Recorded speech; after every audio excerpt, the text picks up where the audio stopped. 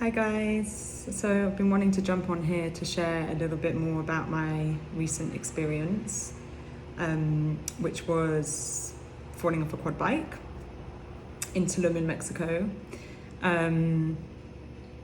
So it was actually flipping a quad bike over, which I don't remember, on a very bumpy, pothole, dark tarmac road, in like a busy road but in a jungle area, while I was on my own. So it was quite an experience of skin on tarmac, which is something I've always feared. I've lived in places like Bali and never got on a scooter for that reason, but I seem to have been divinely guided to get on this quad bike. And it was also quite an experience in the aftermath, in getting myself back to safety, because I was on my own. I'd actually run out of data on my phone, like somewhere in the moment of I don't know if it was in the moment that it happened, but very, very close to that time. And yeah, there was a whole thing about how to get home and how to get myself safe again. So the reason that I'm sharing this is, I am not sharing this because it's the most dramatic thing that's ever happened in my life, or because this is like an incredible survival story. There was an element of that, but that's not the reason that I'm sharing this. The reason that I'm sharing it is because in the time leading up to this accident, so in the week before, I'd been in a very deep container in a sacred sexuality retreat. And I was very open, so my heart was very open, my spiritual centers were very open. I'm also in a very kind of high energy place in Tulum. There's a lot of jungle energy, there's a lot of sacred energy. This was a really sacred place for the Mayans. And I guess also in hitting my head, I was in a slightly altered state. So I think for all of these reasons, the experience felt to me like a bit of a trip, like it felt like a spiritual experience. And so because of this openness in the moment that I had the accident, and particularly in the time after that, in the time that it took me to kind of save myself and get home, I felt a couple of really profound messages come through me. And I really felt these on like a really, really deep level. So they're not things that I hadn't known before, but I really experienced them in real time and felt them to a new depth and a new knowing. And so that is what I wanted to share with you. And my intention was to transmit what I experienced to you in some way, with the hope that maybe there's some thing in that for you. Maybe there's some gold for you, maybe something resonates, maybe there's something that will help you on your path as well. And there were two key things that came through, and one was around inner resourcing, and all of this I experienced from the experience of being in a female body, so from the lens of being a woman. And so one was around the different archetypes and the different energies that we have within us as women, and how much we can actually find within rather than looking externally. And the second one was a really profound sense of love for myself and my body, which there's a whole context to, which I'll explain. So yeah, I'm going to share those with you with the hope that there's something in there for you too. I guess to set the context, I'm going to talk a little bit about like the inner masculine and feminine. And in that evening and in the time leading up to that, I was very much in my feminine. So I'd just been on a sacred sexuality retreat. I was very much in my heart. I was in my emotions. I was in my intuition. I was in my sensuality. And that evening I'd gone out. I mean, you may have seen me posting it on my stories, but I'd gone out like in a goddess dress, which is something I love to do. And I was definitely channeling like my inner jungle goddess. I felt very in a celebrating my feminine space. So that's kind of to give a bit of context of the place I was in.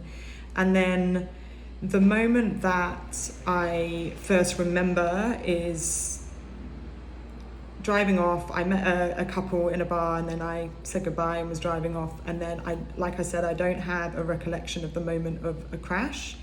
The next thing I remember is being picked up off the floor by somebody, I think a man, and somebody else putting my quad bike back upright, so the quad bike had actually flipped.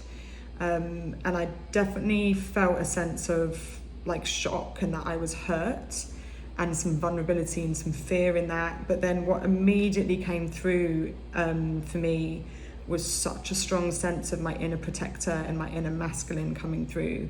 So even though I'd been in this like super feminine space, and I'm still there like in heels wearing a goddess dress, the presence of an inner man inside of me, and just to get even more nuanced, even more specific, it was like a divine father energy, it was a protector energy, it was a warrior energy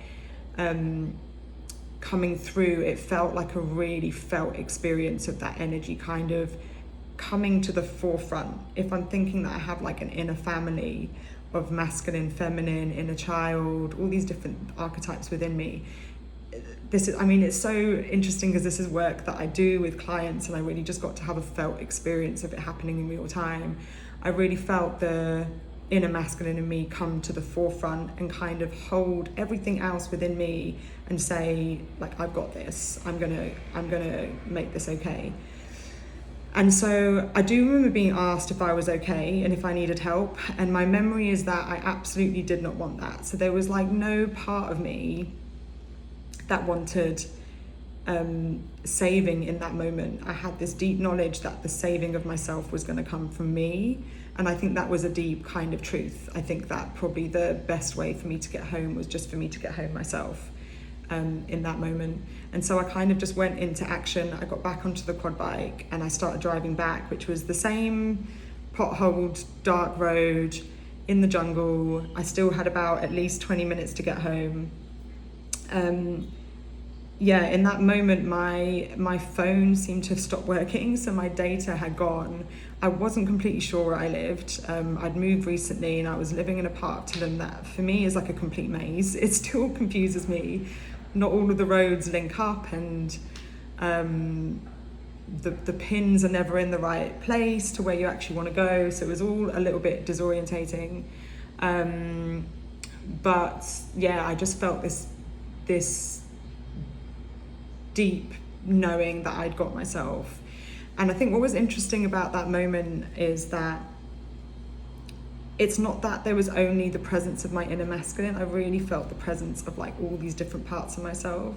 I felt the presence of like the vulnerable child in a way which was my body that I really wanted to look after. And also I still had this like feminine goddess energy within me, and it was just that the inner man came in and was like, I've got us all, I've got the whole family, and I'm getting us home. And yeah, I guess the other thing I wanted to say about that is just the amount of resource and resilience that we have within us, and it's always so much more than we think. And there was various points in that journey home that were really challenging. I mean, there was kind of setting off and just being like, okay, I'm going to get home. Then there was a moment when I really realized how much pain I was in and how much damage I'd done, and that I was bleeding. I had knocked my head, I realized later. I then got lost. It then started to rain. My phone wasn't working.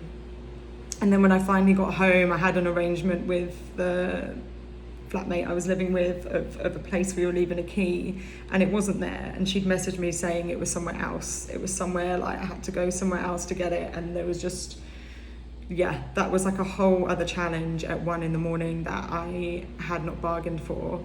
And my phone wasn't working. So there were just like challenge above, like just challenge on challenge on challenge. There was no Wi-Fi anywhere. And so it was really like these different hurdles I had to go through. And what I really experienced was there were certain moments where like this feeling came up of like really wanting to be saved. And there was a moment where I was like trying to do what I could to help myself and trying to message some people. But interestingly, the way the universe designed it was that no one was available and I only had myself. And the lesson and the experience for me there was like, there's always more resource within us. We are so much more resourceful than we think. And as women, we do have this remarkably strong savior, this strong masculine within us that is so important and that it exists. And the work that I do around masculine and feminine in my group program and with my clients is possibly a little bit different than some of the other work that is going on in this space, because I really believe that, yes, it's really beautiful for us as women to be in our feminine, but we really do need to have a really mature and well-resourced inner masculine that we can delve into when we need it. And that's what I really felt in that moment, is that like he was there, I resourced him in different parts of my life, and then he was really there and ready to step in and do what he needed to do. So that was one of the key takeouts that I had, and I think it's a really important one about the inner masculine, because I think there's this tendency for us as women to sometimes desire to be saved and desire to have a knight in shining armour come along and, you know, make everything okay. And although there's moments in our life we might experience that, and there's nothing more beautiful than surrendering to a man that we can fully trust and have this like masculine and feminine balance. I'm like all for that. That is like something I absolutely love. And at the same time, we have to have that first and foremost within ourselves. It's not that we need it from outside. I think it only really works when we've already got that within us. We're already completely resourced, and then in certain moments we can decide to be more in our feminine and put that aside. And I think there's so much talk at the moment about the wounded masculine and not being too in our masculine as women, and I think there's a little bit of confusion around that, in that being in the wounded masculine is one thing, but having a really healthy, divine masculine inside of you is so important, and it's part of being a whole human, and it's part of being a fully resourced and empowered woman. So that was something I really deeply felt in that moment.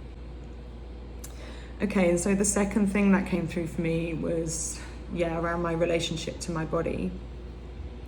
And so again, the context around this is I had just been in an experience where I had spent quite a lot of time being naked around other people. So there's about 60 people in this experience, like almost equal men and women.